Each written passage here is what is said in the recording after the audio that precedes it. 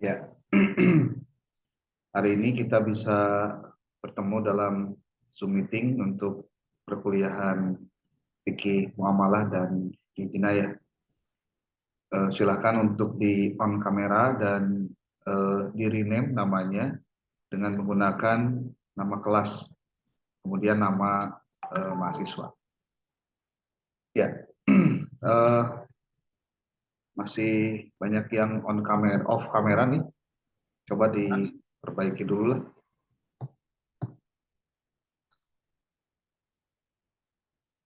Namanya di rename untuk kelas agar hari ini kita bisa diabsen oleh penanggung jawab Hilma dan juga Pak Iqbal ya. Coba dites dulu ini suaranya kedengaran nggak? Jelas nggak? Jelas, Jelas, Pak. jelas Bapak, jelas. Jelas, Bapak. Jelas, Pak, jelas. Oke. Jelas, Pak. Minggu lalu untuk kelas B itu karena memang sudah selesai, jadi tidak ada perkuliahan, tapi diganti untuk hari ini, termasuk juga untuk kelas C ya, untuk penanggung jawabnya Hilma. Itu dilaksanakan perkuliahan dengan mandiri, dilaksanakan untuk menyelesaikan yang belum melakukan presentasi.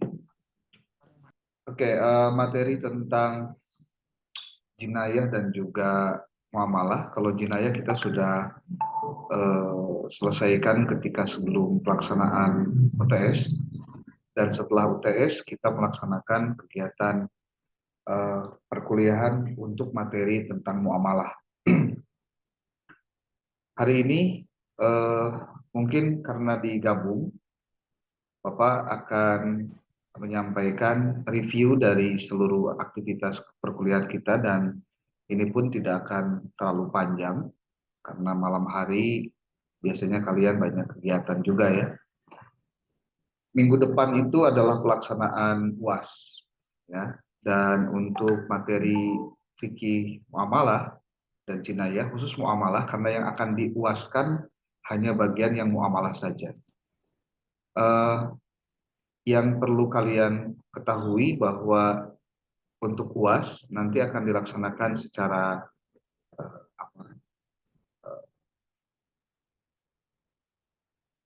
dengan soal take home ya, sama dengan UTS. Namun ada beberapa koreksi yang harus dilakukan pada saat pengerjaan soal UTS kemarin itu, tidak banyak yang sesuai dengan yang diharapkan. Jadi lebih banyak mengutipnya tapi tidak diberikan analisis terhadap apa yang kalian kutip itu. Jadi dibiasakan kalau soal take home itu ketika ada kutipan, yang kalian lakukan adalah menjadikan kutipan itu penjelas, pelengkap, dan juga yang memperkuat argumentasi yang kalian pilih. Jadi kalau hanya sebatas kamu mengambil pendapat orang hanya untuk menjawab, itu tidak menyelesaikan masalah sebetulnya. Jadi yang paling penting itu pendapat kamu seperti apa, didukung oleh referensi mana saja. Nanti kalian boleh cek di dalam internet. Kalau tidak salah Bapak sudah pernah menyampaikan link untuk kamu bisa mendapatkan buku-buku yang eh, yang gratis. Sudah ya? Sudah dikasih tahu belum? Yang ID Udah. zlibrary-asia.se. Sudah pernah belum? Sudah, Pak. Sudah ya. Nah, di situ Sudah. kamu bisa mendapatkan banyak buku tentang fikih muamalah atau juga fikih jinayah. Silahkan itu di-download dan dijadikan sebagai referensi. Jadi ini tolong dicatat baik-baik, soal UAS nanti tidak boleh mengutip dari website, tidak boleh mengutip dari blog, tidak boleh mengutip dari Wikipedia, tidak boleh mengutip dari yang selain buku, ya. Pak, gimana kalau artikel jurnal boleh dikutip? Boleh. Tapi artikel jurnal yang dikutip itu nanti harus artikel yang diambil hanya intisarinya saja, bukan di copy paste isinya. Itu. Jadi tolong dicatat, untuk penyelesaian soal UAS pengerjaannya dengan take home dengan mengambil referensi dari satu buku atau kitab yang kamu boleh download dari link id.zlibrary-asia.se, ya, yang kamu bisa download satu harinya itu sekitar 10 buah kalau kamu mendaftarkan akun atau login menggunakan membuka akun di sana. Kemudian yang kedua, boleh juga mengutip dari artikel jurnal, dan sekali lagi ketika mengutip artikel jurnal yang paling penting bukan kutipannya, tapi yang paling penting adalah analisisnya dari pilihan-pilihan kamu terhadap referensi yang kamu kutip.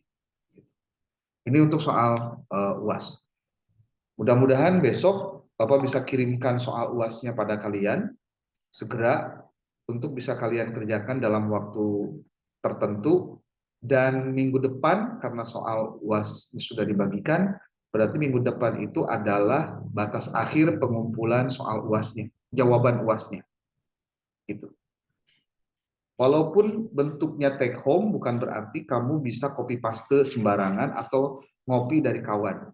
Karena nanti Bapak akan mengirimkan satu link khusus yang kamu harus menguploadkan file jawaban kamu ke link itu untuk nanti Bapak akan cek similarity-nya dengan menggunakan aplikasi Turnitin. Jadi nanti akan terlihat siapa yang copy paste, siapa yang melakukan parafrase. Diulangi. Nanti bakal ketemu, bakal kelihatan mana yang menggunakan parafrase, mana yang copy paste.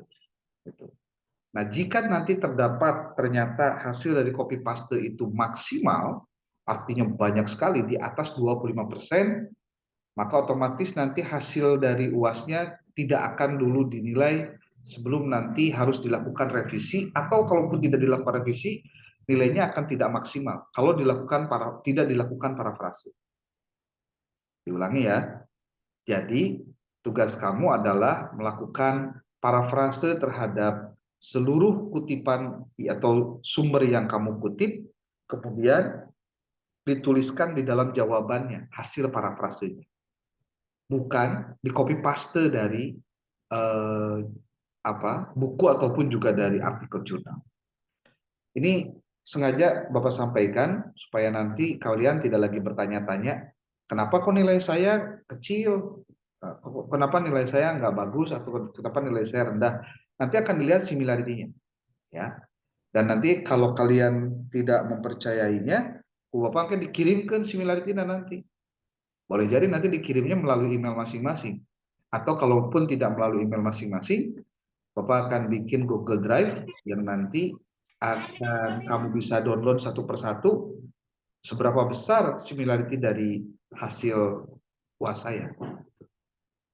Ada pertanyaan, Pak, kenapa kok bentuk soal UAS-nya tidak di kelas, tapi di take home kan? Jawabannya sederhana sebetulnya. Kalau di kelas itu sudah diuji pada saat kamu tadi atau sebelum-sebelumnya melakukan yang namanya presentasi makalah atau presentasi artikel. Bagi Bapak, tahapan itu sudah cukup untuk bisa mengetahui tingkat partisipasi kamu dalam memahami dan juga mengkaji tentang materi-materi yang disajikan. Tetapi ketika berbicara tentang kemampuan menganalisis, itu ternyata tidak hanya pada persoalan oral communications, tapi juga harus dilalui berdasarkan referensi-referensi.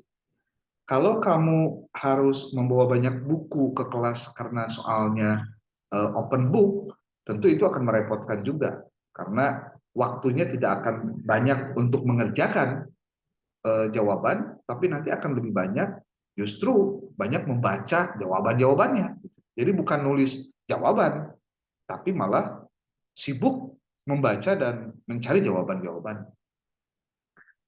Nah, itu untuk pengantar menjelang untuk UAS ya. Nanti juga ada dalam UAS, di dalam soalnya akan ada ini apa?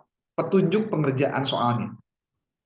Jadi kalau misalkan petunjuknya tidak dibaca, ya nanti lewat lagi pemahamannya. Yang pasti Mendeley tetap dipakai, Mendeley. Nanti ketahuan kok yang tidak menggunakan Mendeley dengan yang menggunakan Mendeley.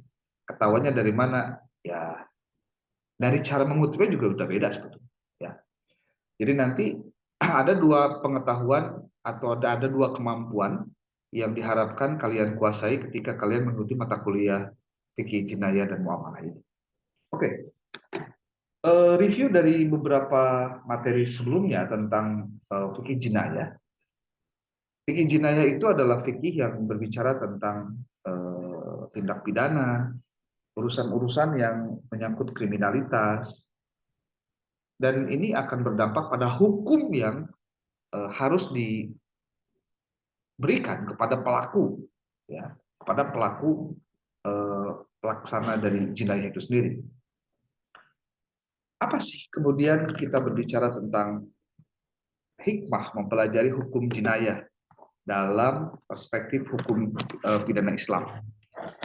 Paling tidak kita mencatat ada sekitar 9 atau 10 10 buah hikmah ketika kita mempelajari tentang fikih jinayah. Yang pertama adalah yang disebut dengan pemahaman terhadap keadilan. Bahwa mempelajari fikih jinayah itu membantu individu dalam hal ini umat Islam untuk memahami prinsip keadilan dalam konteks hukum Islam. Hal ini akan mencakup terkait dengan hak-hak individu, kemudian sanksi yang sebanding dengan pelanggaran yang dilakukan. Lalu dalam hal ini juga pengkajian terhadap perlindungan pada hak asasi manusia.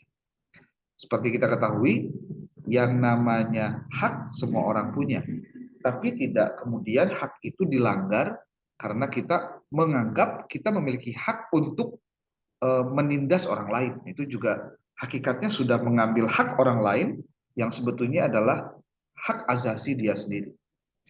Yang pertama itu pemahaman terhadap keadilan. Yang kedua itu adalah hikmahnya berbicara tentang perlindungan terhadap hak individu. Kenapa perlindungan terhadap hak individu ini menjadi penting untuk dijadikan hikmah dalam belajar hukum jinayah atau ya fikih jinayah ini? Bahwa hukum Islam dalam fikih jinayah itu dirancang untuk melindungi hak-hak individu dari tindakan kejahatan. Ini mencakup hak atas harta, kehormatan, dan juga nyawa. Ketika berbicara maqasidus syariah, ada 5 tujuan dari bersyariah, maka menjaga harta, kehormatan, nyawa adalah bagian penting dari kita belajar tentang hukum jinayah ini. Artinya jangan sampai ada orang yang melanggar terhadap berbuat kejahatan dan itu melanggar hukum sehingga ada pihak yang menjadi korban. Itu perlindungan terhadap hak individu. Kemudian yang ketiga, hikmah kita mempelajari hukum jinayah adalah mencegah penyalahgunaan kekuasaan. Fikih jinayah itu menetapkan batasan-batasan yang jelas antara kekuasaan dengan aparat penegak hukum. Ini apa tujuannya? Tujuannya adalah untuk mencegah penyalahgunaan kekuasaan dan memastikan proses peradilan ini berjalan adil. Bahasa gampangnya begini, jangan sampai hukum hanya tajam ke bawah, tumpul ke atas.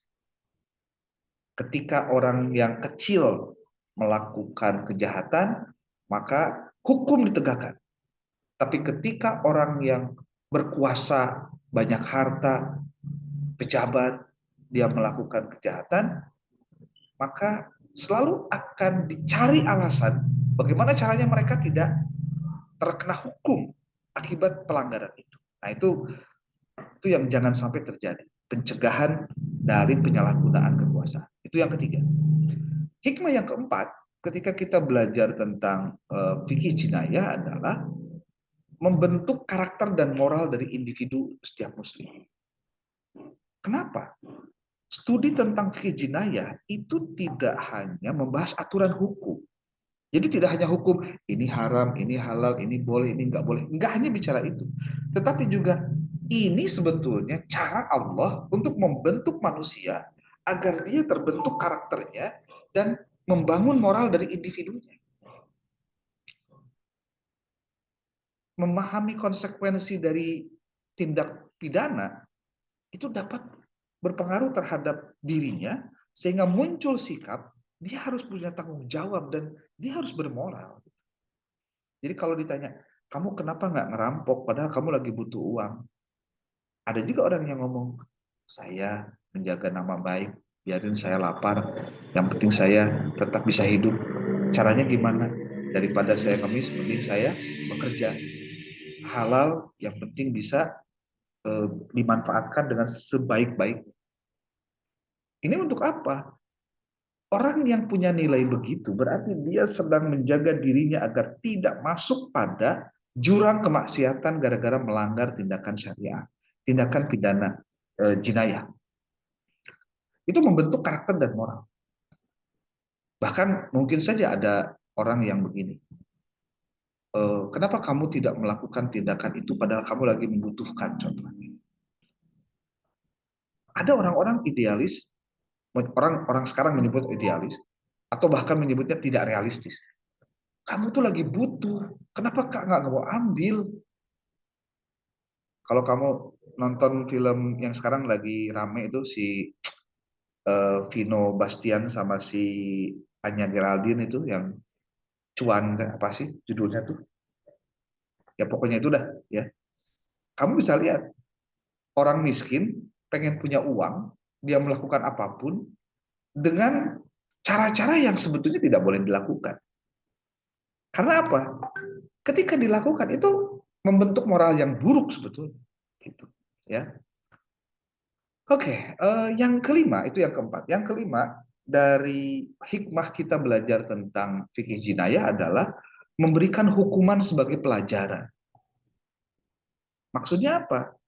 Fikih jinayah itu menyediakan dasar-dasar untuk memberikan hukuman sebagai pelajaran bagi pelaku kejahatan.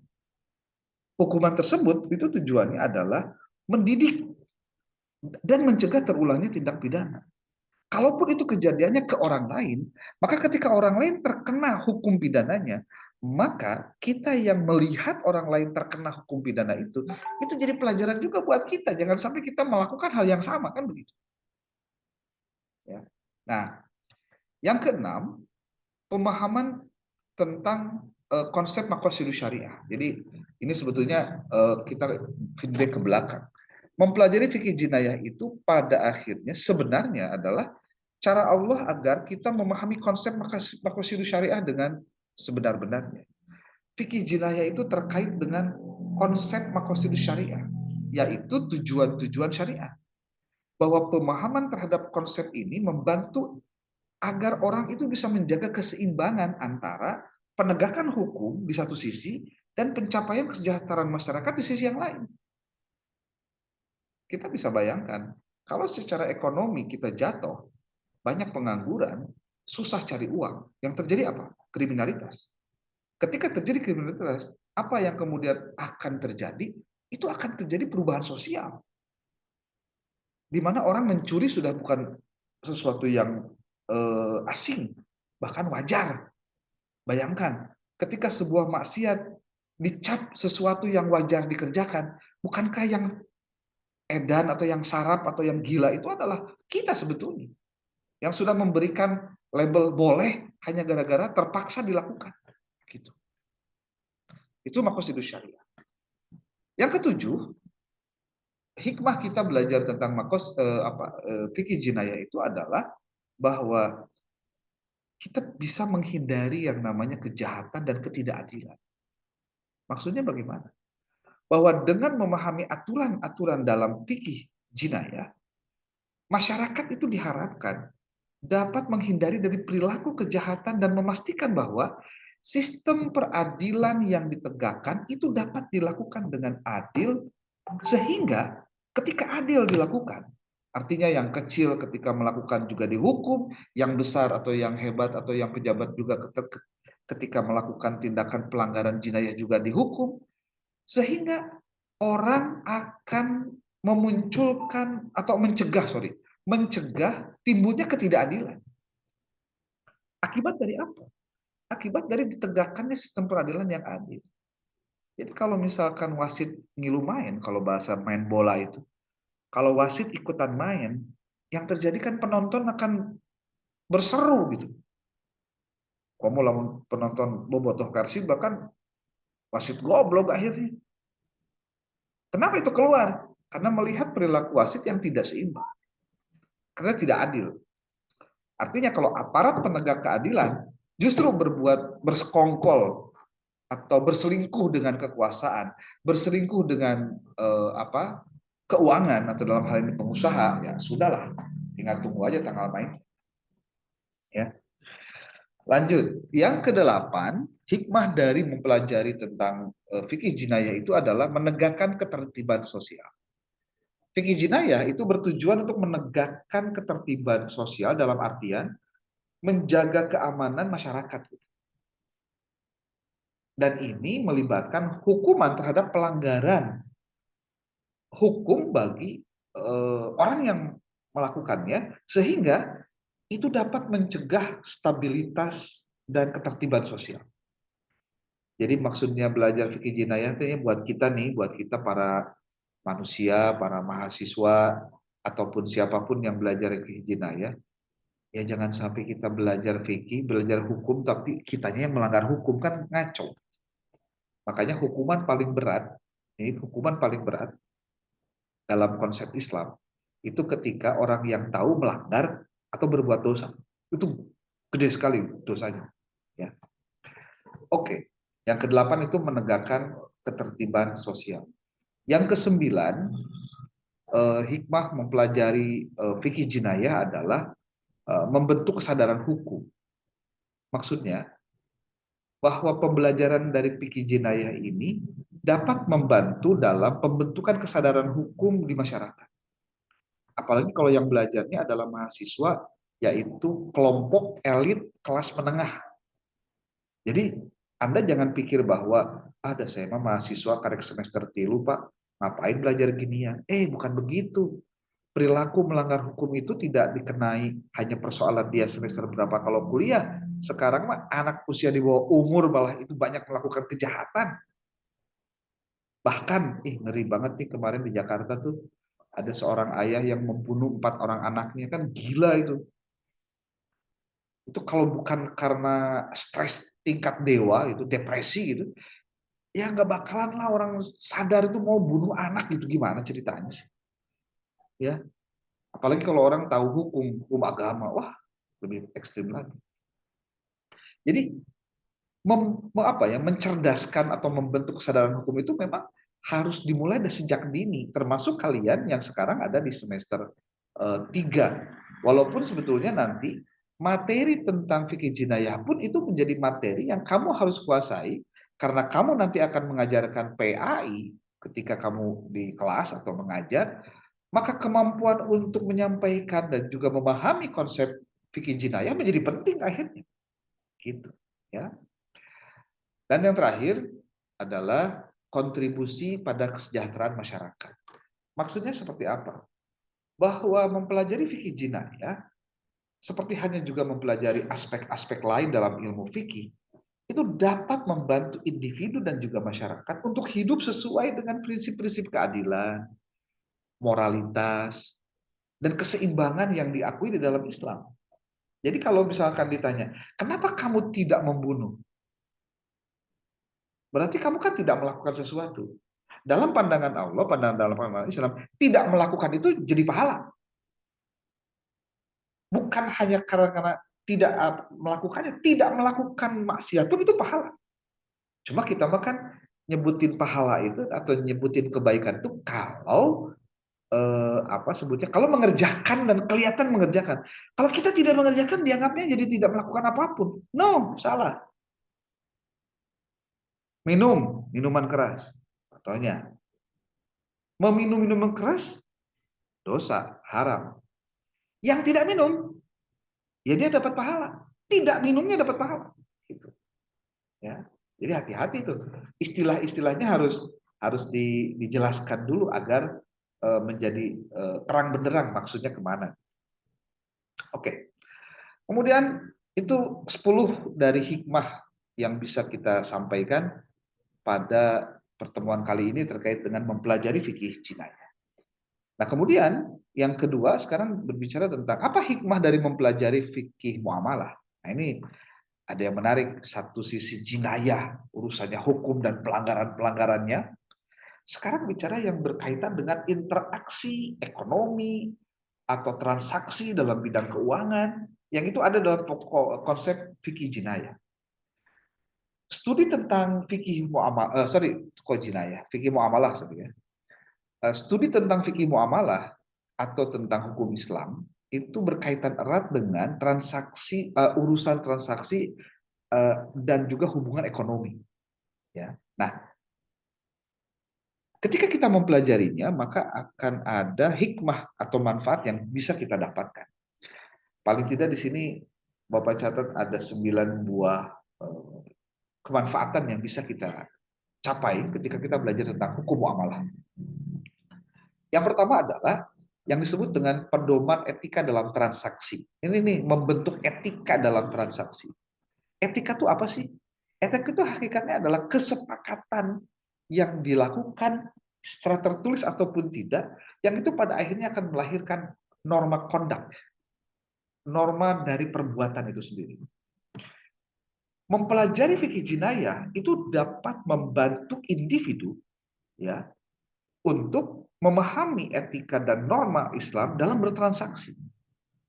Hal ini mencakup apa? Aspek kejujuran, keadilan, dan integritas. Integritas itu kesamaan ucapan dengan perbuatan dalam setiap interaksi ekonomi. Jadi jangan sampai kalau ngomongin ekonomi itu kan ada yang disebut dengan monopoli. Monopoli itu apa? Mono satu, polis itu kekuasaan. Jadi kekuasaan yang satu. Maksudnya gimana? Ya dia menguasai satu saja. Jadi tidak ada pembagian yang jelas untuk orang itu saling memasok contohnya. Makanya kenapa kemudian kejujuran dan keadilan dan integritas itu menjadi bagian penting dari pedoman dalam etika bertransaksi. Itu yang pertama. Yang kedua, bahwa ketika belajar fikih muamalah, kita belajar tentang pemahaman keadilan ekonomi. Bahwa dalam Islam, kita diajarkan tentang keadilan dalam ekonomi. Termasuk yang disebut dengan distribusi kekayaan. Kemudian ada zakat di situ. Ada sodakoh di situ. Sehingga ini akan menciptakan sistem ekonomi yang lebih merata dan adil. Kalau jomblang antara yang kaya dengan yang miskin, yang terjadi itu adalah kekosongan yang akan diisi nanti oleh kriminalitas. Silakan aja dicek. Kasus revolusi Prancis itu salah satunya adalah adanya kaum borjuis dengan proletar itu rakyat jelata gitu, yang jaraknya sangat jauh, jedanya, gapnya sangat jauh, sehingga memunculkan gelombang revolusi menentang borjuis. Wah. Kalau kamu belajar tentang Karl Marx, ya Karl Marx. Kalau kita menyebut Karl Marx itu kan karena dia punya paham ateis ya, atau bahkan mungkin komunis. Sebetulnya Karl Marx itu cerita ide-idenya, gagasan-gagasannya, pikiran-pikirannya itu diawali karena persoalan ekonomi sebetulnya. Jadi ada kelas atas, kelas bawah, berarti nanti gimana caranya nggak ada kelas ya, itu dia satu sama rasa sama rata itu. Kalau dalam Islam nggak bisa istilah sama rata itu dipakai. Kenapa? Karena dalam Islam juga menghargai adanya usaha bekerja keras sehingga dia menghasilkan lebih daripada orang lain. Tapi ada kewajiban untuk mereka yang mencapai nisab ya, ataupun haul dari harta yang dia miliki untuk dia lakukan apa? Dia bagi kepada yang lain. Bayangkan. Nah, kalau di negara itu yang disebut dengan pajak. Pajak dikelola oleh negara, orang harus bayar pajak. Di luar negeri, ini di luar negeri ya, nggak kenal ampun deh, siapapun orangnya, kalau dia ngemplang itu artinya nggak mau bayar pajak, yang terjadi dikejar tuh sampai ke liang lahat. Itu asli bener. Kalau kamu pernah dengar cerita si Lionel Messi, itu kan pernah ayahnya itu katanya terlilit hutang tertentu atau gimana lah ceritanya, sehingga dia menghindari kewajiban bayar pajak. Nggak lihat Lionel Messi itu dapat Ballon d'Or berapa kali, terserah lu lah, tapi lu nggak bayar pajak berarti lu melanggar. Jadi siapapun itu kalau udah ngomongin pajak, wih gila. Makanya orang patuh bayar pajak. Di negara barat itu walaupun contoh liberal, segila-gilanya Amerika dalam hal liberal, tapi dalam urusan pajak itu mereka mewajibkan si masyarakat itu harus patuh terhadap pajak. Kalau enggak habis. Kalau di kita kan ya mungkin kita juga perlu koreksi ya terkait dengan para pengelola pajak juga yang mungkin selama ini jadi problem-problem tertentu seperti kasusnya si Gayus ya. Itu luar biasa itu. Pegawai golongan rendah punya harta sampai berapa? 81 M. Itu dari mana duitnya itu? Bisa begitu? Kan nggak ngerti juga. Oke. Lalu yang keberapa? Yang ketiga, ketika belajar tentang fikih muamalah adalah perlindungan terhadap eksploitasi. Apa itu eksploitasi? Bahwa studi fikih muamalah mencakup hukum-hukum untuk kita dilarang untuk melakukan eksploitasi dan penipuan dalam transaksi. Eksploitasi itu gimana maksudnya? Jadi orang itu dia ya kalau bahasa sekarang tuh ada istilah ya phishing itu yang ngirimin APK itu kan cara gimana orang dapat untung dari menipu orang gitu. Kemudian ada flexing gitu, memamerkan gitu. Itu kan hanya nipu doang. Intinya nanti ketika itu gayanya si Indra Ken ketika dia punya grup WhatsApp khusus untuk bagaimana tutorial menjadi kaya dengan pakai aplikasi, itu gila-gilaan ternyata. Itu ada di YouTube itu ada testimoni orang-orang yang kena tipu oleh si Indra Ken. Itu ternyata si Indra Ken sendiri memang dipola sama perusahaan judi online-nya itu untuk untung hanya satu kali, ruginya berkali-kali itu kejadian itu. Ya. Makanya dilarang tuh yang namanya eksploitasi dan juga penipuan. Sehingga ketika kita belajar fikih muamalah, ini akan memberikan perlindungan bagi individu dari praktik-praktik tidak adil dan penyalahgunaan kekuasaan juga pada akhirnya. Gitu. Ya. Oke, itu yang ketiga. Yang keempat, hikmah dari belajar tentang fikih muamalah adalah peningkatan kualitas hidup. Apa maksudnya peningkatan kualitas hidup? Bahwa dengan memahami prinsip-prinsip hukum muamalah, individu kita dapat menciptakan kehidupan yang lebih bermakna dan berarti. Kita dapat menerapkan nilai-nilai Islam dalam aspek ekonomi, dapat membawa keberkahan dalam kepuasan hidup. Kalau dalam Quran disebutkan bahwa penciptaan manusia itu adalah karena untuk beribadah, maka bukankah kita melakukan transaksi dan muamalah pun itu hakikatnya adalah ibadah. Jadi kalau kamu bertransaksi positif, baik, itu ibadah. Tapi kadang-kadang karena orang suka membedakan istilah, itu mah urusan dunia, ini mah urusan akhirat. Sepertinya urusan dunia tidak boleh ada hukum Islam yang nempel di situ, kan itu keliru banget itu. Bagaimana mungkin kita ingin mengatakan bahwa yang namanya bekal untuk akhirat itu hanya posisinya di masjid doang. Terus ketika Al-Quran bilang penciptaan manusia itu adalah untuk ibadah, berarti di luar masjid nggak ada ibadah dong. Kan gitu Beren, cara berpikir jeleknya. Karena kita selalu membedakan di mana kita bisa berbuat baik dan berpahala. Hanya pada persoalan tempat dan aktivitas saja. Oh, tambah pegawaian sholat pasti lamun teu dilaksanakeun doraka. Ada imam masalah riba, masalah bunga, dan urusan akhirat. Udah ngaco nih, udah ngaco. Oke, itu peningkatan kualitas hidup. Nah, yang kelima sama juga dengan tadi yang fikih jinayah. Kenapa kita belajar perlu fikih muamalah adalah untuk pembentukan karakter yang berkualitas. Maksudnya bagaimana? Bahwa pembelajaran tentang fikih muamalah itu tidak hanya berbicara tentang hukum transaksi dalam ekonomi, tetapi juga dapat membentuk karakter. Dari mana membentuk karakternya? Pasti pertanyaannya begitu. Bagaimana mungkin muamalah kita pelajari itu bisa membentuk karakter? Toh itu kan aktivitas keseharian. Nah, ini yang problemnya. Individu yang memahami dan mengamalkan prinsip ini diharapkan memiliki karakter yang kuat dan bermoral. Rasulullah ya, digelari Al-Amin ketika kecil. Ketika beliau dewasa, kemudian dia berdagang. Orang itu sangat senang kalau Rasul berdagang. Karena apa? Jujur. Jujurnya itu dibentuk dari karakter, sehingga aktivitas muamalahnya juga jujur gitu. Ketika yang jujur itu malah disukai orang, Rasul waktu itu Muhammad kecil itu tidak disenangi oleh orang Arab yang berbisnis karena apa? Pasaran turun katanya. Gimana mungkin dong kalau gitu saya dapetin untung kalau caranya nggak dikalahin sama Muhammad kayak gitu. Itu bacaan Anas kayak gitu. Ya. Oke. Hikmah apa?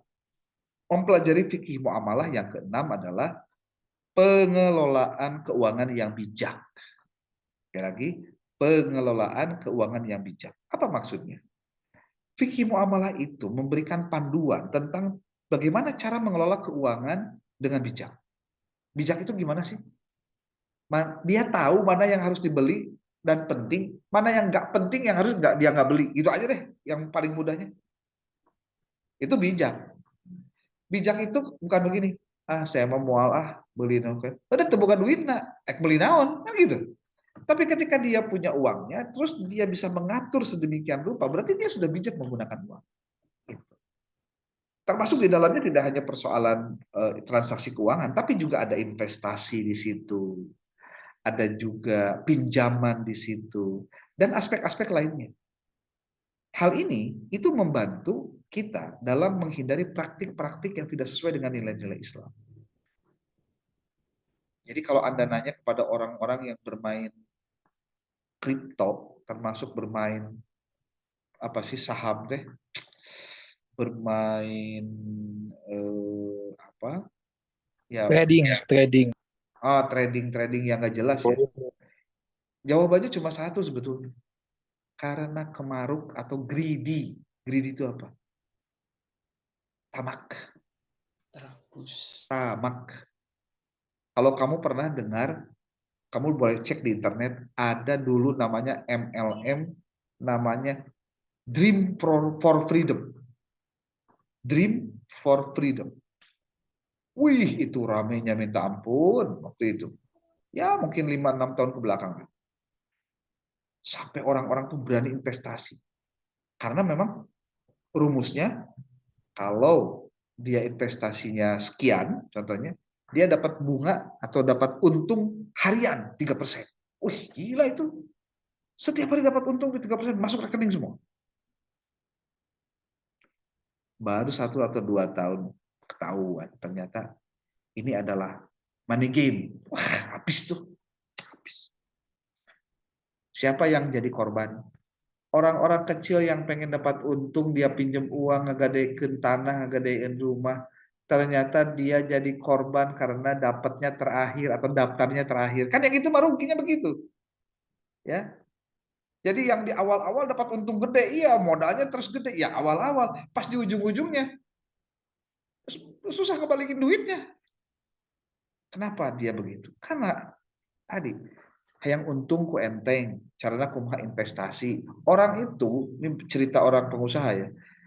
kalau kamu ditawari investasi, kamu dapat untung 20%. Bohong, nggak bakalan mungkin bisa dapat 20%. Itu pasti penipuan. Kalau cuma 10%, 5% keuntungan, wajar. Karena bisa kekejar. Tapi kalau udah ngomong 20% itu bisa dapat untung, gila, dari mana ceritanya? Itu pasti penipuan. Dan gobloknya lagi, sebutnya goblok gitu. Ada aja orang yang ketipu gitu loh. Kan gila itu. Ada aja orang yang ketipu. Kenapa orang itu ada yang ketipu juga? Jawabannya sederhana. Tamak. Tamak itu apa sih? Sarakah. Orang tuh dianggapnya kalau dia udah begitu tuh udah bener gitu, dapat menang gede lah, bakal jadi kayak mendadak. Ngaco. Ya. Karena nggak bijak tadi, nggak bijak. Kemudian yang ketujuh, hikmah dari mempelajari hukum muamalah itu atau fikih muamalah adalah bagaimana kita belajar tentang kemajuan ekonomi yang berkelanjutan. Prinsip fikih muamalah itu mendukung pembangunan ekonomi yang berkelanjutan dan berkah. Ada berkahnya tuh. Transaksi yang adil dan kebijakan dalam ekonomi yang sesuai dengan nilai-nilai Islam itu dapat memberikan manfaat jangka panjang bagi masyarakat. Kalau sudah ngomongin manfaat jangka panjang, berarti kita nggak ngomongin setahun 2 tahun. Kalau itu sudah dilakukan, berarti yang kita dapatkan adalah keuntungan dari pahala yang kita lakukan. Karena amalnya akan terus berputar walaupun kita mati. Kenapa? Bisa jadi sedekah jariyah. Itu kalau di negara orang lain, di non-muslim, itu disebutnya charity. Charity. Dalam Islam, infak, sedekah, zakat, wakaf, itu luar biasa. Ya. Kalau di mereka charity. Charity itu hanya menyisihkan sebagian untuk kemanusiaan, dah selesai.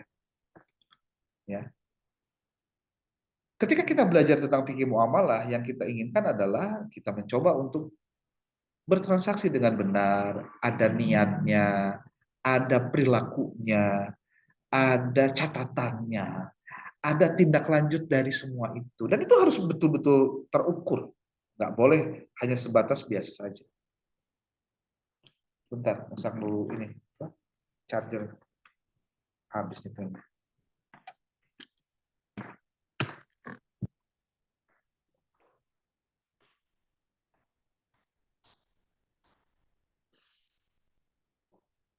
Oke. Yang kedelapan, hikmah dari kita belajar fikih muamalah adalah penguatan dari hubungan sosial. Maksudnya penguatan hubungan sosial apa? Dengan kita memahami fikih muamalah, maka individu itu dapat membentuk hubungan sosial yang kuat dan saling menguntungkan dengan orang lain dalam konteks ekonomi. Ini akan menciptakan apa? Lingkungan yang mendukung dan harmonis. Mun bahasa ayeuna nama terjadi simbiosis mutualisme antara orang yang punya harta, orang yang ada kerja, transaksi, deal, kerjakan proyeknya, dapetin untungnya, berbagi sesuai dengan keuntungan masing-masing. Itu adanya penguatan hubungan sosial. Kebayang kalau kita lihat yang terjadi, kenapa hubungan sosial di tempat kita jelek? Mungkin yang miskinnya lebih banyak daripada yang kayanya. Yang kaya juga tidak memberikan efek menetes yang banyak kepada warga sekitar, sehingga yang terjadi ada kecemburuan secara sosial. Dan itu kalau terjadi, wah luar biasa tuh. Dampaknya akan masif. Dampaknya akan masif. Terakhir, apa hikmah dari belajar tentang hukum fikih muamalah adalah pencapaian kesejahteraan bersama. Ini. Dalam Islam itu konsepnya bukan kaya sendirian. Dan itu ditunjukkan dengan beribadah. Allah melalui Rasulnya menganjurkan beribadah itu lakukanlah secara berjamaah. Nah, sekarang dalam persoalan ekonomi juga harus bisa berjamaah. Kenapa? Karena prinsip ekonomi dalam fikih muamalah itu bertujuan dalam pencapaian kesejahteraan bersama. Dengan diterapkannya nilai-nilai yang terdapat di dalam masyarakat, maka diharapkan dapat menciptakan kehidupan yang sejahtera. secara keseluruhan dengan menggunakan nilai-nilai hukum ekonomi muamalah. Nah, mempelajari fikih muamalah itu tidak harus tidak hanya menghasilkan pemahaman tentang hukum-hukum transaksi ataupun hubungan dalam hal ekonomi atau keuangan, tetapi juga membawa dampak positif pada pembentukan karakter, pembangunan ekonomi, dan terciptanya masyarakat yang adil dan berkeadilan. Ini memang tidak mudah menciptakan karakter orang yang punya sikap tegas dalam bidang ekonomi. Saya bilang kalau ada ribanya, enggak ya, enggak, sudah selesai. Kalau itu sudah dia pegang, berarti dia punya perform yang bagus. Gitu. Artinya orang jujur dan tidak mau terlibat dalam hal-hal yang kira-kira bisa melanggar nilai-nilai keislaman. Oke, kurang lebih 40 menit Bapak menyampaikan tema barusan.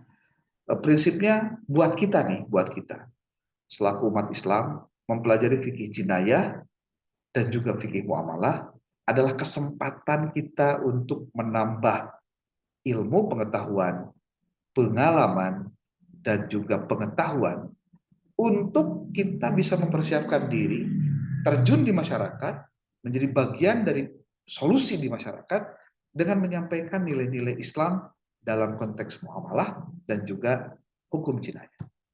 Walaupun di Indonesia untuk khusus jinayah tidak 100% diterapkan hukum Islam dalam konteks yang khusus tentunya, karena kita berada di negara demokrasi, di negara Indonesia dengan sejumlah mayoritas beragamnya agama dan lain-lain. Fatwa Majelis Ulama Indonesia termasuk juga ketika ada kompilasi hukum Islam masuk dalam perkembangan hukum nasional, itu tetap mengakomodir kepentingan-kepentingan yang sifatnya khusus untuk pencapaian itu. Dalam hukum Islam, hukum pidana Islam, selalu ada jalan keluar ataupun pilihan-pilihan mana yang diambil untuk bisa menyelesaikan masalah dalam kasus pidana. Tentu ini juga bukan tanpa alasan. Kemudian kenapa di Indonesia kok tidak ada hukum potong tangan untuk yang mencuri, contohnya. Yang korupsi udah aja dipotong tangan aja. Nah, itu jawabannya seperti tadi. Kita berada pada ruang lingkup Negara Kesatuan Republik Indonesia dengan seluruh ajaran yang berbeda-beda, beragam. Kita saling menghormati tentang keadaan masing-masing tanpa harus justru menjadi bagian dari troublemaker kehidupan bermasyarakat dan bertanah air. Oke, itu mungkin sebagai closing teaching dari mata kuliah fikih jinayah dan fikih muamalah yang pernah kita sampaikan dalam rentang waktu 1 semester kemarin. Mudah-mudahan apapun yang kalian dapatkan dari materi kuliah ini diharapkan bisa berdampak terhadap perbaikan citra diri kalian sebagai seorang hamba untuk tetap melaksanakan ibadah dengan sebaik-baiknya dengan konteks yang sangat jelas, yaitu bermuamalah dan berjinayah. Oke, sebelum dilanjutkan mungkin ada yang mau berkomentar dulu, silakan. Ada? Bapak minta Iqbal dengan Hilma tolong di absen untuk hari ini. Absennya di screenshot juga dari HP juga bisa. Ini ada 70 orang yang hadir. Terima kasih. Ini kalau hitungan 70 orang sebetulnya belum maksimal karena harusnya 80-an ya. Ini berarti yang tidak hadir hari ini tolong dicatat siapa saja, nanti hitungannya ada di absensi sehingga posisinya jadi relatif lebih adil lah gitu. Ya. Ilmanya ada nggak sama Iqbal? Ada, Pak. Ada ya. Oke. Tolong dicek satu persatu anak buahnya supaya nanti biar terdeteksi. Ini pokoknya harusnya 80-an lebih nih, ya. 80-an lebih, ini baru ada 70. 70 itu juga apa? Berarti ada yang kena salapan, ya. Hanya ada 69. Nanti hitungannya kudu clear. 69 itu berapa orang kelas B, berapa orang kelas C? CD apa BC ya? D, Pak, D. D ya, C dan D itu D, berapa orangnya. Kemudian terus yang tidak hadir siapa saja. Tolong nanti ditulis saja di grup di grup masing-masing. Hari ini yang tidak hadir si A, si B, si C, langsung jelaskan. Ya, oke. Ada yang mau komentar dulu?